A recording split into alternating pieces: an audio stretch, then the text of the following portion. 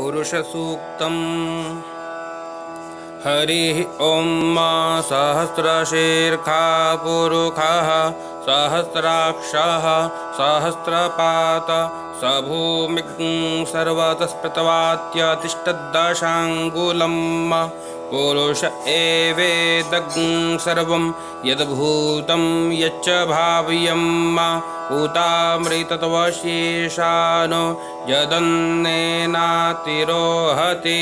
एतावानस्य महिमातो ज्यायांश्च पुरुषः पादोऽस्य विश्वभूतानि त्रिपादस्य मृतं देवे त्रिपादूर्ध्व उदयत्पुरुषः पादोऽस्येहा भवत्पुनः ततो विख्वं व्यक्रामस्ताशना न शने अभि ततो विराडजायत विराजो अधिपुरुषः स जातो अत्यरिच्यत पश्चाद्भूमिमथो पुरः तस्माद्यज्ञात् सर्वभूताः सम्भृतं प्रेखदाज्यं पशुस्ताश्चकरे वायव्या नारण्या ग्राम्याश्च जे तस्माद्यज्ञात् सर्वभूता ऋचः सामानि जग्निरे छन्दांसि जग्निरे तस्मात् यजुस्तस्मादजायत तस्मादश्वा अजायन्त एके चोभयादतः गावो जज्ञिरे तस्माज्जाता अजावयः तं यज्ञं बर्हिषि प्रोक्षन् पुरुषं जातमग्रतः तेन देवा अयजन्त साध्या ऋषयश्च ये यत्पुरुषं व्यददुः कतिधा व्यकल्पयन्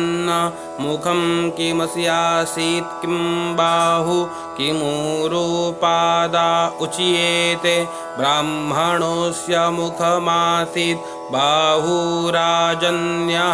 कृतः ऊरु तदस्य यद्वैश्यः पद्भ्यागुंशुदरो अजायत चन्द्रमा मनसो जातश्चक्षोः सूर्यो अजायत श्रोत्राद्वायुश्च प्राणश्च मुखादग्निरजायत नाभ्या आसीदन्तरिक्षगुंशिष्णोदयौः समावर्तत पद्भ्यां भूमिर्देशः श्रोत्रात् तथा लोकान् अकल्पयन् यत्पुरुषेण हविखा देवा यज्ञमतन्वत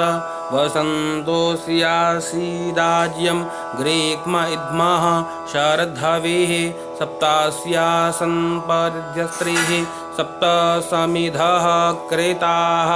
देवा यद्यज्ञन्तन्वान अबध्नन् पुरुषं पशुं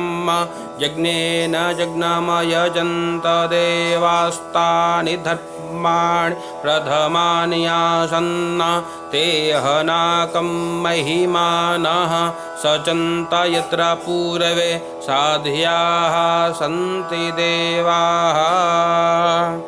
इति पुरुषसूक्तं सम्पूर्णम्।